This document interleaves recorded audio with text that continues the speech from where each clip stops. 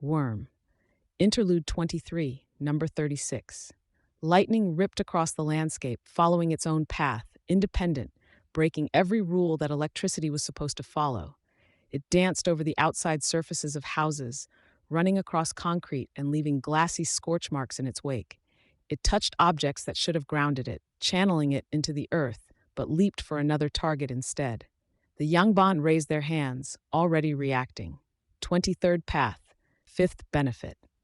Reflexes, 13th path, 3rd form. Force field constructions, barrier. The force fields absorbed the worst of the energy. Cody was already moving to use the 36th path to rescue anyone who'd absorbed the remnants of the shock. None. It hadn't touched them. He was among the last of them to dismiss his force field. The force fields drained their reserves of energy and weren't to stay up for too long. They'd been drilled on this. Qian Chu. 3 ordered. They mobilized. 4th path, shallow flight. 9th path, short-range electromagnetism. They skated off of the little exposed metal that was available around them, car hoods and pipes, gaining speed to augment their flight. There were 42 paths in all. 42 powers. No, he corrected himself. There were 41 now that 17 was dead. More would die by the day's end. The hope, the plan, was to demonstrate the Yangban's strength, to show that they had the answer, a way to defeat the Endbringers. It wouldn't happen today, but a solid demonstration would serve to bring others on board. They hadn't been asked. The expectation was that they would give their lives for this. He would have refused. He'd dealt with an Endbringer before, and he still hadn't recovered from that chance meeting. He'd lost everything, been stripped of friends and family both. Yangban Chang, 5 called out. Yangban Chang, the group responded in chorus. Cody's voice joined theirs, quieter. His pronunciation wasn't good.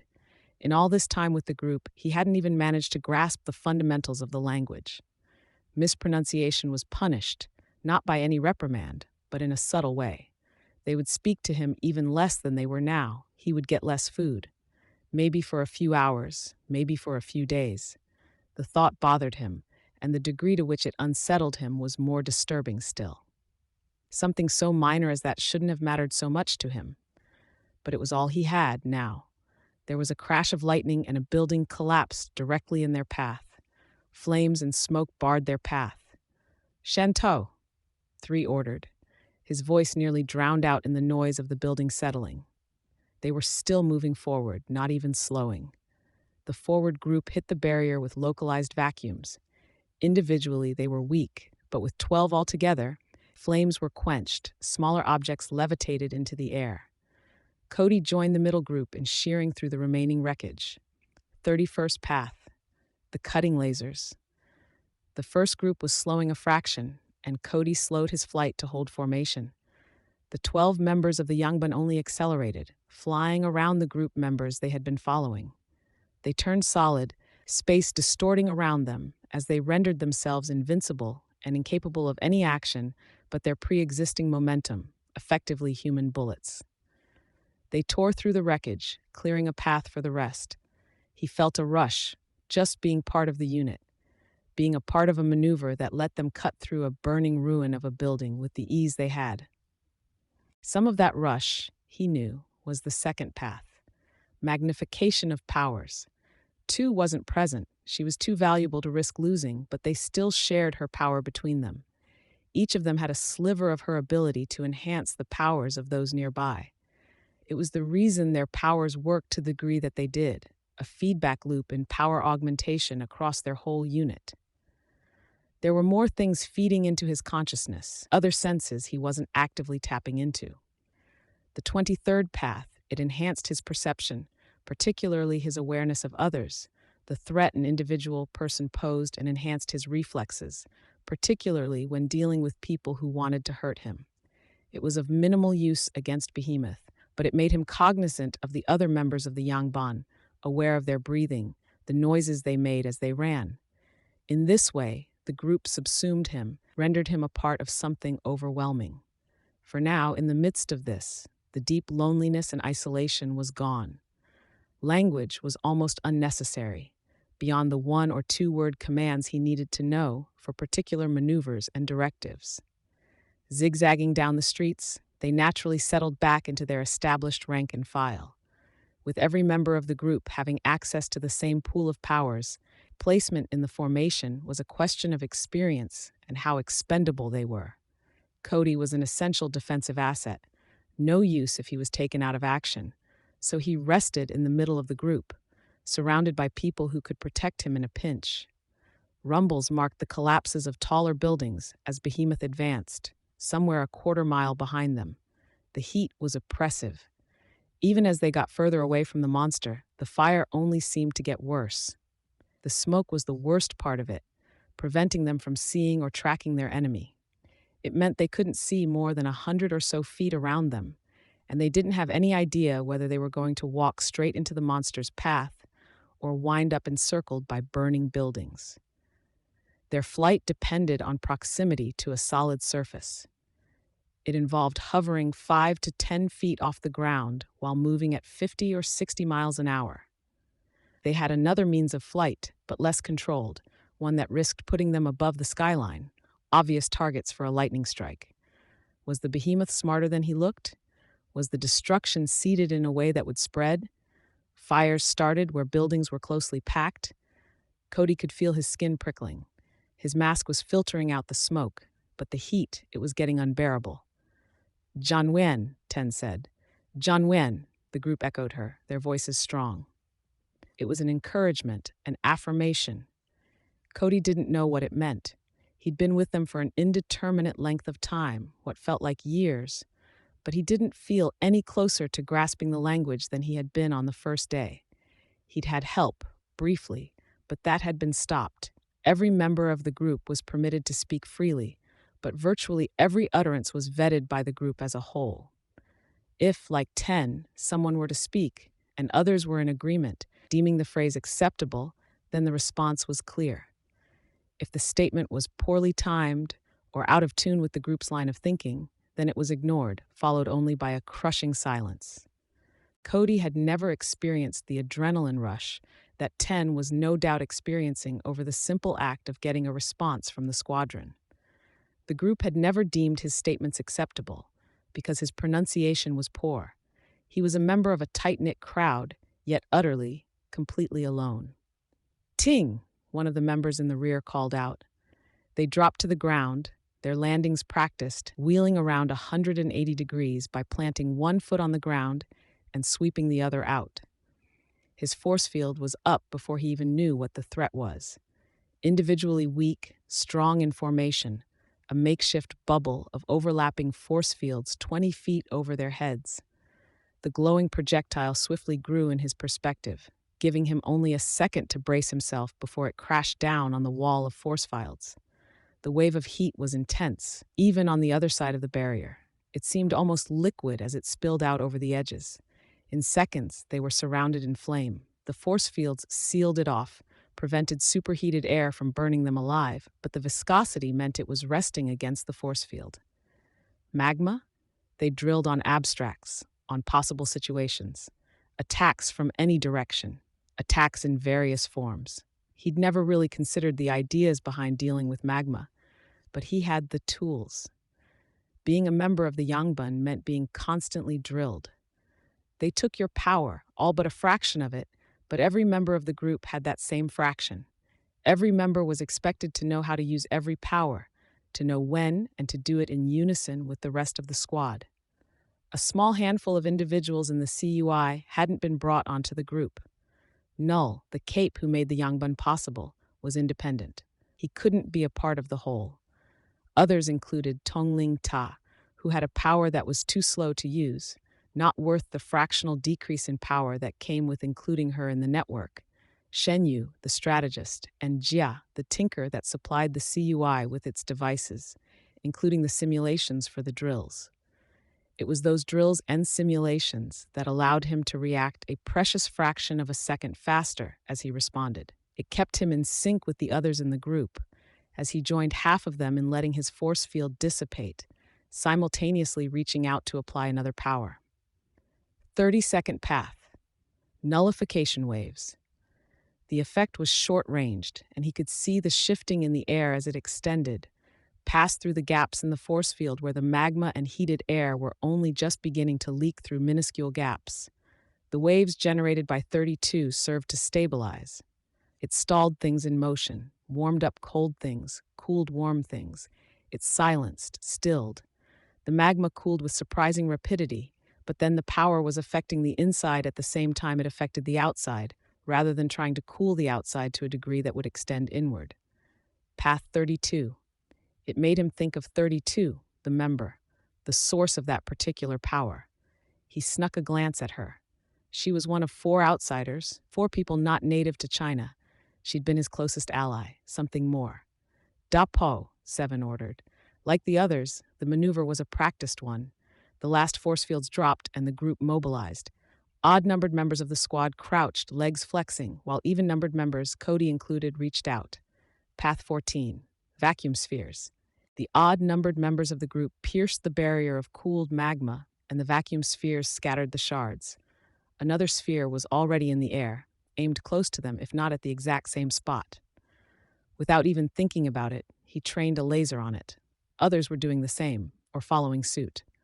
The glob of magma, still mid-air, was separated into loose pieces, no longer as aerodynamic as it had been. It expanded, fell short, disappeared into the cityscape between them and Behemoth. Each action Cody performed as a part of the unit was validating, affirming. It was a series of small payoffs for the drills he'd gone through for over a year, with smaller groups and the Yangban as a whole. The drills had been intense, with one new situation every 1 or 2 minutes, like flashcards, only they were holograms, color-coded polygons and shapes with just enough mass that they could be felt. If they failed the scenario, the offending members of the squad would be named out loud, the scenario shuffled back into the list of possibilities, so it might repeat in 5 minutes or 2 hours. Cody was well aware of what they were really doing between the 6 hours of drills and the 12 hours of schooling that combined lectures on the CUI with traditional education. He knew why they only got 45 minutes in total to eat for their 2 daily meals, only 5 hours of rest a night, why every minute of the day was scheduled. He'd always told himself that he wouldn't be a victim, that when the time came and he was indoctrinated into a cult, he'd recognize the targeted isolation, the practice of tiring him out so he'd be more amenable to suggestion, more likely to conform. He'd told himself that he would rebel and maintain his individuality. So stupid to pretend he had that degree of willpower in the face of crushing social pressure and exhaustion. It had taken him nearly 5 days after he left the basic training and joined the official team before he realized what was going on. The saddest part of it was that he was fully aware they were brainwashing him, indoctrinating him, and there was nothing he could do about it. Despite himself, despite the pride he'd once had as a person, he wanted acceptance. They were a poor surrogate, a surrogate he hated, in a way, but he had nothing else. His family was a universe away. His friends had turned on him, gone mad. There was a crash, and a shockwave ripped through the area, momentarily clearing the smoke. Cody instinctively raised his force field. Behemoth was there, standing amid leveled buildings, fighting some flying capes who strafed around him. He had built up some steam, and lightning coursed over his gray flesh, illuminating him. Only 1 or 2 of the metal ships were still fighting. Other craft, airborne, seemed focused on evacuating, but it was a gamble at best, as shockwaves and lightning struck them down. The smoke filled the sky once more, obscuring Cody's vision too much for him to see any further. Behemoth clapped again, then again, each collision of claw against claw, serving to extend the damage 1 step further, clearing obstructions out of the way for the next. The Yangban backed away, spreading out inadvertently. Cody could feel the benefit of the second path fading, the enhanced powers the others granted slipping from his grasp. Tashi fushe kwasan, 3 said.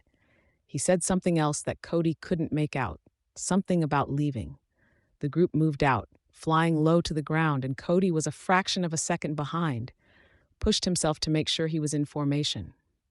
Radiation, 32 said, her English perfect, unaccented. It was for Cody's benefit, and the benefit of the other 2 English-speaking members of the group, who might not understand the more complicated words. She got glances from the other members of their squad, but continued speaking. He's using the shock waves to spread irradiated material across the city. We're retreating, okay? Cody nodded, but couldn't bring himself to speak as the group took flight. It was unnecessary, wasn't worth it when he accounted for how the others would react and respond if he used English. 32 would be shunned for doing so. There was no need for him to join her. An explosion of smoke bloomed out in front of them, not smoke. Darkness. The Yangbun collectively dropped into fighting stances, ready to use any power the instant it was called for. Villains stepped out of the smoke, and it was only then that the benefits of the 23rd path belatedly granted the Yangbun their ability to sense these people. The power had been blocked by someone or something in the group. They were Westerners, by the looks of them. Cody's eyes narrowed as he studied them. A guy with a demon mask, surrounded by the same eerie darkness that formed a wall between the group and Behemoth. A young girl with a horned mask, a stocky guy or girl with a thick fur ruff on their hood, and a girl in black with an opaque paint over her face and a crossbow in her hands. The other group was also mounted, but clearly distinct in style, even if they'd shuffled together with the other group. The boy in medieval clothes with a silver crown, the girl in a frock, two grown women in evening gowns. They were all mounted on mutants. He had to reach for the name. The guy from Boston, Blasty? Blasto. He was supposed to make horrific mutants. Maybe he was here. The Yangban edged around the group, wary. Jesus, the man with darkness shrouding him said. His power was billowing out around him. More darkness. What the hell are you doing?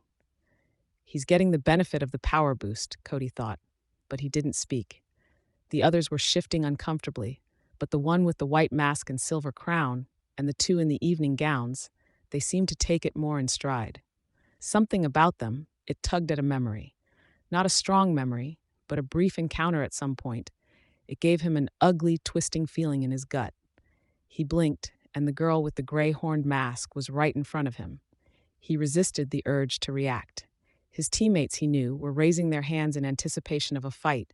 They were distrustful. They'd been taught that foreign heroes were dangerous, unpredictable. Thing was, they were right. As a rule, capes were fucked up. People were fucked up. The Yangban, Cody mused, resolved the situation by stripping capes of their humanity. She turned around as if she hadn't just appeared in front of him. Shit, you weren't kidding. It gets stronger as you get closer to more of them. I can do practically anything, and they don't react. No idea, the man in black said. They're Chinese capes, a woman in a yellow evening gown said. They probably don't speak enough English to answer. Something nagged at him. Cody searched his memories. Between the crossbow and the boy in the Renaissance-era clothes, he couldn't help but think of the game he'd played with his friends before everything went horribly wrong. But the evening gowns, those masks. Accord. The bastard who had taken him, who had traded him to the Yangban for money. The anger was refreshing, startling, and unexpected. A splash of scalding water to the face as if waking him from a dream. 36. It was 32 calling. 36, the girl with the horns asked. What? It was Cody's name, his new name rather, but he'd never quite identified by it. He turned and realized he'd dropped out of formation. Let's go, she said. He glanced back at the woman in yellow. I can guess what you're thinking, but it's not worth it, she said. Every step of the way, I got fucked. Fucked by Kroos, fucked by the Simurgh, fucked by Noel, fucked by Accord, fucked by the fucking Yangban. The woman in yellow spoke. Whether it's answers or revenge or something else entirely, you won't find any of it here. Others in her group were looking at her in surprise, or as much as one could when wearing masks. Do you know how easy it would be to kill you? Cody asked. 3 gave an order in Chinese. Incomprehensible, but Cody could guess. If you killed me, the woman in yellow said, he'd barely care, and you'd spend the rest of your life in a hole that Ziggurat made if they didn't just paralyze you from the neck down and leave you alive to borrow your power. Ziggurat? Oh, Tongling Ta, the earth mover. She'd said she didn't have answers, but the ground shook violently. Behemoth was still active. Lightning was arcing through and around the dark clouds of smoke that were rising at the edges of the city. If it's all right, we should go, the darkness man said. Things get much worse. I'm not sure how much we can help, and I'm losing my mind waiting like this. There was a whistle from someone in the group, and they were gone, the mutant quadrupeds breaking into a run, and Cody was left standing there, staring. 3 snapped something, and 32 translated, "He's saying we can send you back if." "No, it's fine," Cody said. He turned and fell into formation. The disapproval was like a weight on him from all sides. He withered a little. How many weeks, months, or years would it be before he was allowed to hold a conversation with his comrades? More heroes were running by now. A group of young heroes, a cluster of religious capes with halos and crosses worked into their costumes, and a fresh wave of mechanical ships. The reinforcements had arrived. 8 said something, but the accent was too thick for Cody to make it out. He'd been stirred from a delirium, a state where the days had blended into one another, where the sole defining moment of his week might be if he were acknowledged by the other members or rebuked. It wasn't Behemoth who'd shaken him from that point. It was the woman in yellow. Anger twisted in his gut, and it wasn't going away. He found himself holding on to it, embracing it. As if it reflected the violence within Cody, the city was burning, shattered and gripped in chaos. Thousands were in the streets, running between flimsy-looking buildings crusted with signage, or lying dead, struck down by shockwaves created by a monster half a mile away. Women, children. They passed injured and didn't spare a second glance. A family of 5 were caught in a ring of burning structures, and the Yangbun didn't even spare a second glance. We're military, not heroes. The goal was to fight the monster, to support the Yangbun and support the CUI in any way possible. 3 changed course, and the rest flew after him, setting down. Their destination was a flattened building, with a group of dead, maimed, and dying Indian capes lying in the debris. Cody exercised the 23rd path to find out what 3 surely knew already. There was nobody nearby. 3 reached down and others around him joined in, making contact with one of the dying. It took nearly a minute to attune everything the right way, but the effect took hold, and the injured hero disappeared. 5 looked to Cody and pointed at the next one, lowest rung on the totem pole. "If I didn't think Null would rescind my powers, I'd kill you here and now." Reluctantly, still stewing with anger, he obeyed, kneeling by the body. The 42nd path. Teleportation. He could see the destination in his mind's eye, like an annoying spot of light in the center of his vision, gradually getting more detailed and focused. Each person that joined his side to assist sped the process along. The wounded hero flickered and disappeared. By the time they were done, all 3 bodies had been removed. "Qian Chu," 3 ordered. They moved out. As they traveled, he could see the streets choked with evacuees, a virtual tide of people, rickshaws, bicycles, and cars. They'd reached bottlenecks, points where they couldn't advance, and the evacuation wasn't proceeding. Was this an extension of Behemoth's strategy? The major streets were unused, either because the Endbringer could see them, unleashing waves of electricity and shockwaves to strike down anyone who tried those routes, or because buildings had been felled and they were impassable. The heroes who weren't helping with the evacuation were establishing perimeters, staggered lines of defense. Here, Indian capes were setting up turrets on high ground, guns the size of cars, drilling them into the roads and rooftops. Another block over, there were civilians who weren't running. They'd gathered and were talking in low voices. They radiated a different degree of power, on par with the capes on the rooftops.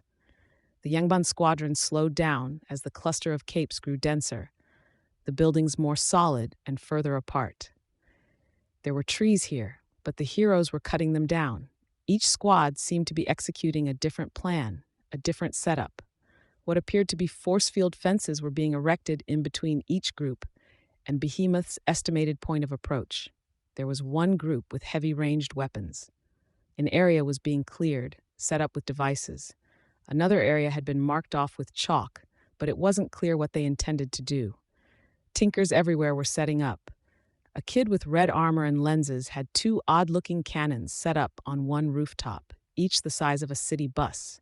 It painted a picture, formed a script of sorts, for the story that had yet to take place. The idea that Behemoth would change direction from where he'd initially started off wasn't even a consideration. They weren't consolidating forces, gathering together for one good strike, but were arranging it so one would follow after the other. The capes he'd already seen were the ones that had gone forward to support, to find the injured, trusting to mobility or evasion to slip away. And here, this far in, a dozen countermeasures were being set up, if not 2 dozen. This would be the staging ground, without the crush of flammable buildings all around them.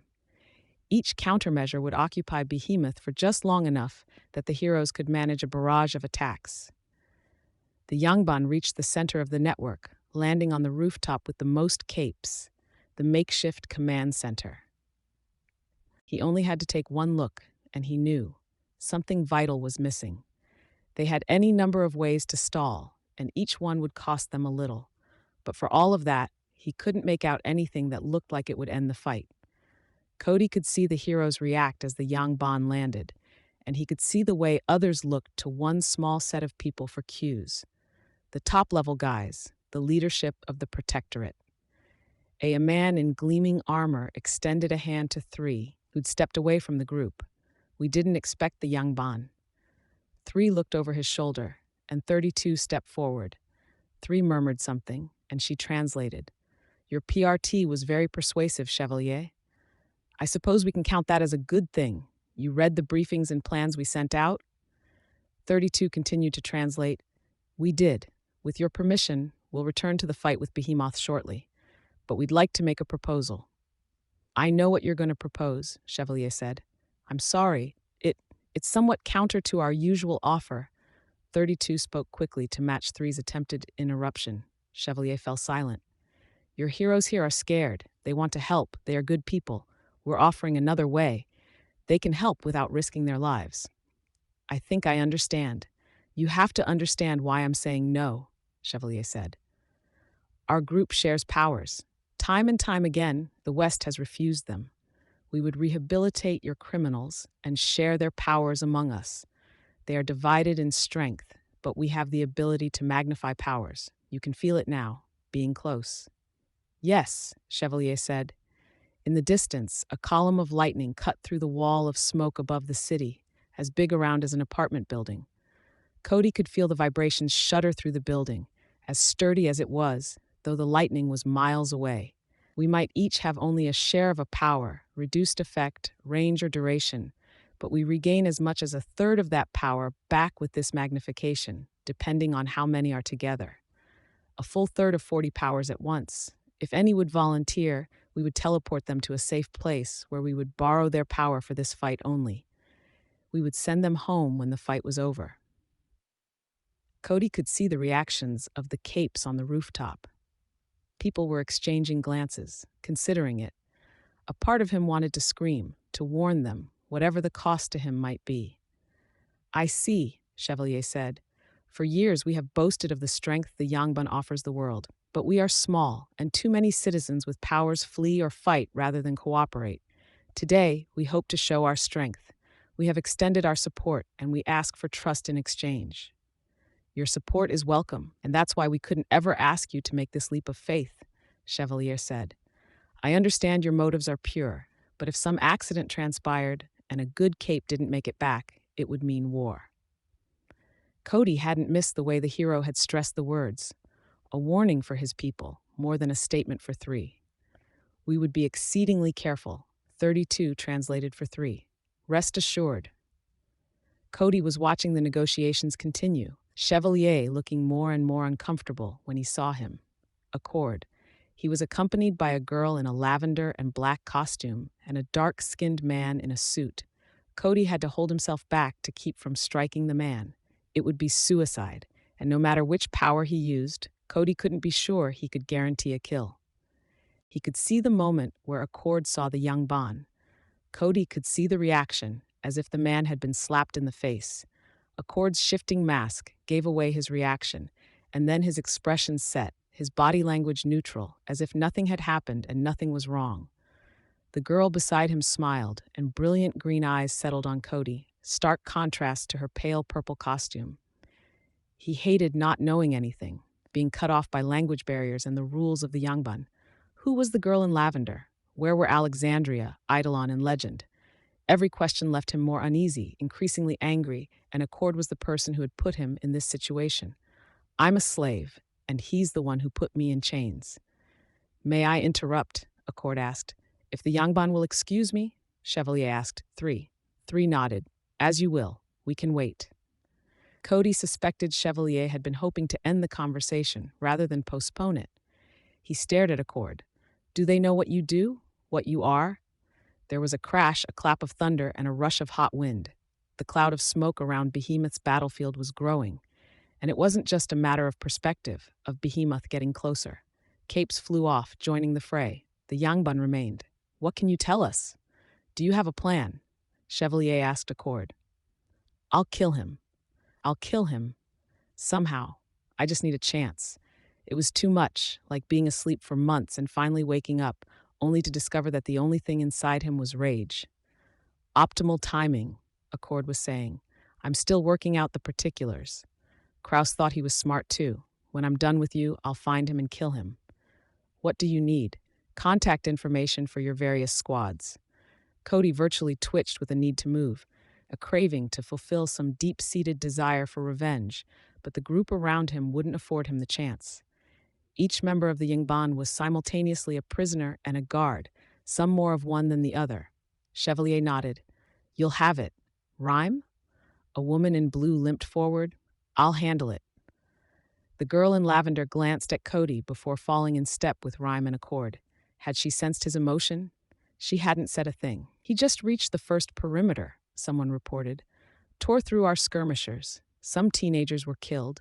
Eidolon and Legend are fighting, but they're not in good shape. We didn't expect him to move this fast. The Triumvirate's missing a key member, Chevalier said. Our more mobile capes should move out now.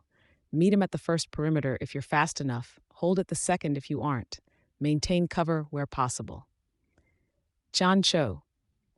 3 ordered. The negotiations were over, it seemed. But he could feel the tickle of new powers taking hold. The 3 they'd collected from the shattered building were joining them, like it or not. The first power was an easy one to grasp.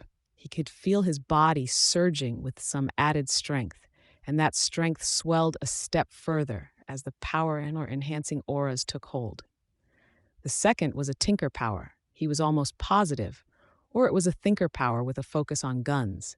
Nothing useful. The third, another thinker power. His vision clarified a step. The ability to see through smoke? No, the ability to see through surfaces. He was disappointed, and he couldn't be sure why. What had he wanted? What did he want in general? Even now, he was alone.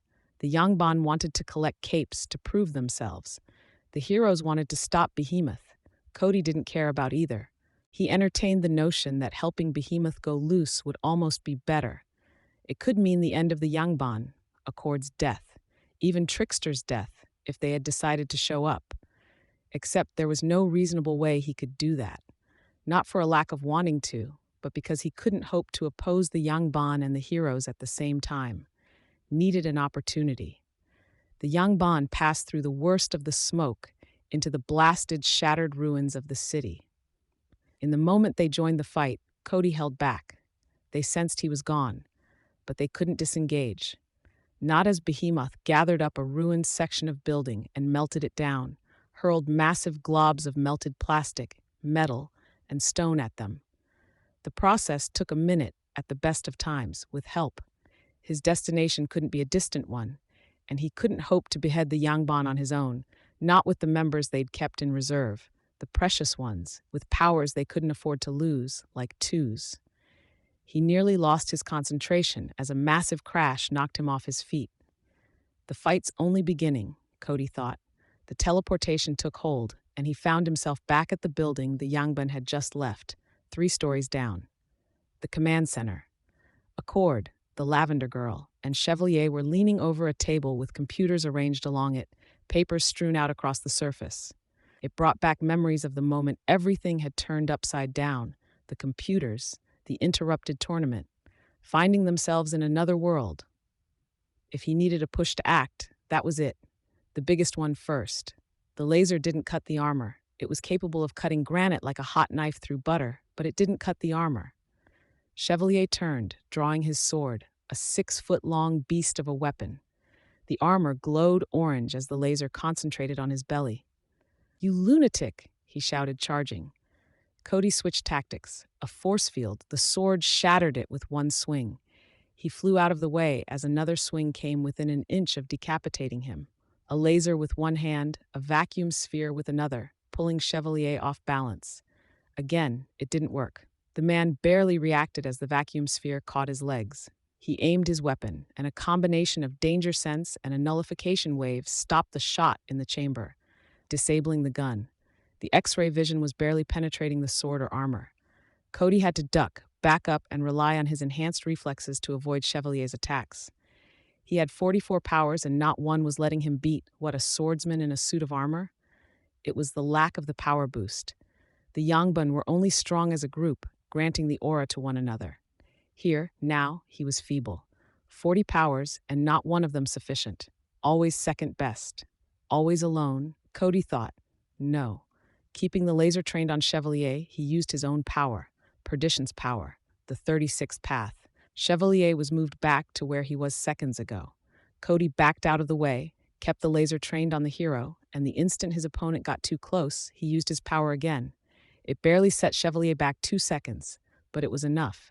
Slow, steady, inevitable progress. Time was one of the fundamental forces of the universe, undeniable. Accord and the girl in lavender made a sudden attempt to run to the door. Cody created a force field to bar their way. They reached for phones. He used a vacuum sphere to pull them away. It took nearly a minute to cut through Chevalier's armor, using the time reversals to effectively put the man on hold while he put some distance between them, and the laser to cut. The man folded over the second the laser pierced flesh, cutting straight from the front of his stomach to his back. Obstacle gone. Reckless, Accord said, sounding more sad than afraid. Lunacy. I don't care what you think. I'd hoped your placement with the Yangban would temper you. Cody lashed out with the laser. Accord's right arm was lopped off.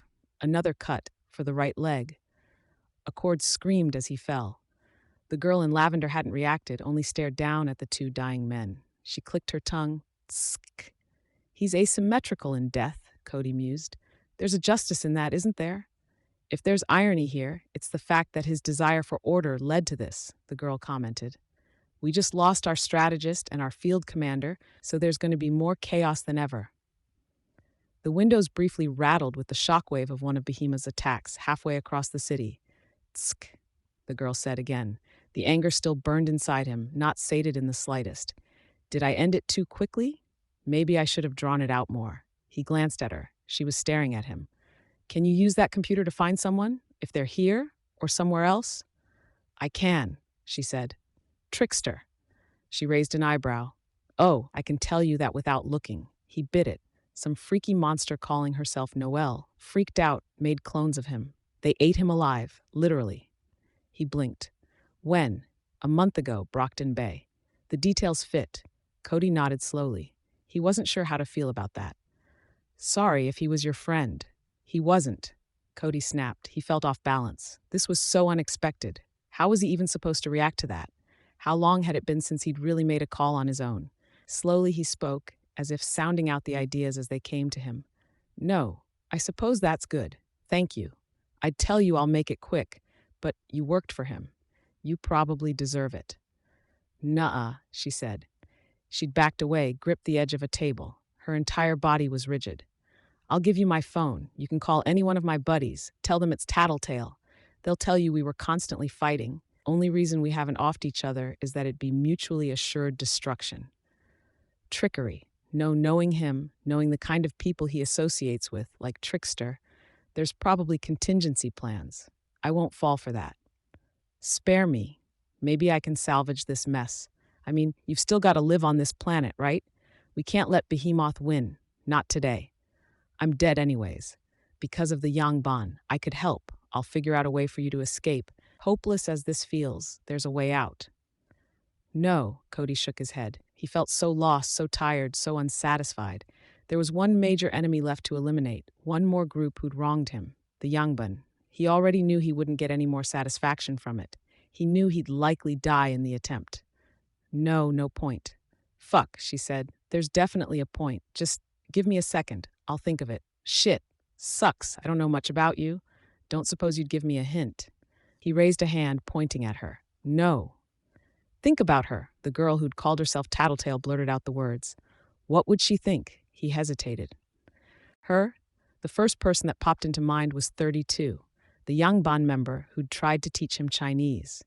They'd been close, had been friends, before the group segregated them because they were more malleable as individuals than as a group, members of the same team, but never given a chance to talk with one another. Always in arm's reach, never together.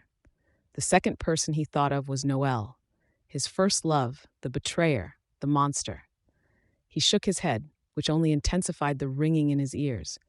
When had that started? With the shockwaves? During the fight with Chevalier? Or before all that? Before the Yangban? Had it ever stopped? He thought of the Simurgh, thought of all of this in the context of him being just one of her pawns. His head hung, always a pawn, always the expendable one, kicked off the team, traded away to Accord for the team's safety. He started to speak, then trailed off. She didn't interrupt him. Who? Which her are you talking about? Which her? Be clear. He approached Tattletale, gripping her throat, feeling the added strength of the newest additions to the Yangban. Tattletale's voice was strained. Honestly, I figured I'd toss it out there. There's bound to be someone important, and saying her gives me a 50-50 chance. I hate smartasses, he said, and he squeezed, feeling her windpipe collapse in his grip. She fell to the ground, and he watched as she struggled for air that didn't come. The faint screaming rang through his head as he watched her struggle to climb a chair, taking 10-15 seconds to just get her upper body onto the seat. She found a plastic pen, collapsed to the ground with it in her hand. When she flopped over onto her back, it was broken.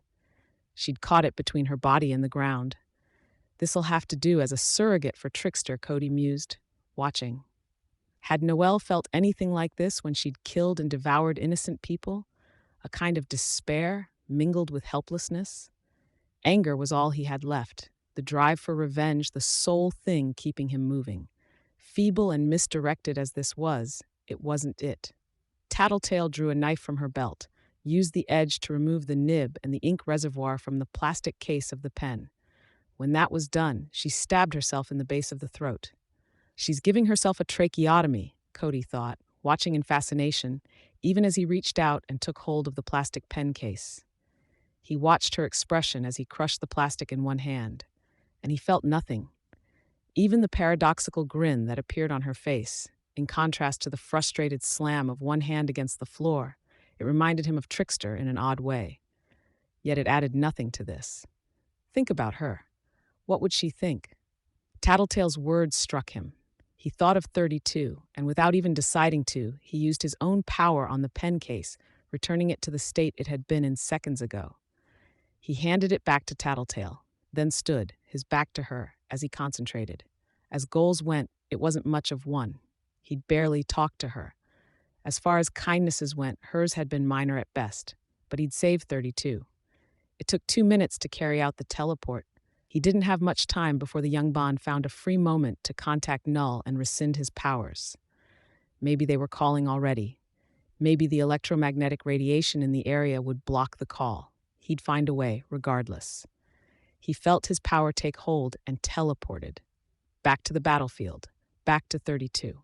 Chest heaving as she greedily sucked in air through the plastic tube she'd jammed into the hole in her throat, Tattletale feebly crawled over to Chevalier. Her strength was depleted before she got halfway. She stared across the room at Accord and Chevalier's bodies, straining to see if either were breathing. She managed the only utterance she could, without the ability to bring air from her lungs to her mouth. A click of her tongue. Tsk.